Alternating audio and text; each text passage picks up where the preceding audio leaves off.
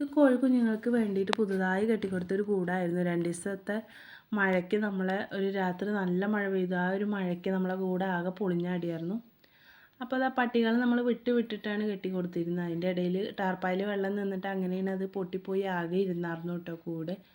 അപ്പോൾ ഇപ്രാവശ്യം നമ്മൾ മേൽക്കൂര നന്നായിട്ട് അടുപ്പിച്ച് പട്ടികൾ കെട്ടിക്കൊടുത്തിട്ട് അതിൻ്റെ മേലെ നല്ല പട്ടയൊക്കെ ഇട്ടിട്ട് പിന്നെയാണ് ടാർപ്പായ വലിച്ച് കെട്ടിയിട്ടുള്ളത്. പടിയിൽ നമ്മൾ ഈ നെറ്റ് തന്നെയാണ് കേട്ടോ. ഒരു ഹൈറ്റ് വരെ നമ്മൾ ഈ സ്ട്രോങ് നെറ്റ് കെട്ടി കൊടുത്തിട്ടുണ്ട്. പിന്നെ ഒരു ഹൈറ്റ് വരെ മണ്ണും ഇട്ട് കൊടുത്തിട്ടുണ്ട്. പരമാവധി നമ്മൾ സ്ട്രോങ് ആയിട്ട് തന്നെയാണ് കെട്ടി കൊടുത്തിട്ടുള്ളത്.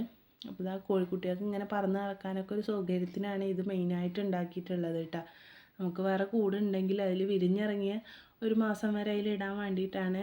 ഒരു മാസം കഴിഞ്ഞവരെ നേരെ ഇതിലും കൊടുന്നിടും. അതിന് വേണ്ടിയിട്ടാണിത് വേഗം കെട്ടിയത്.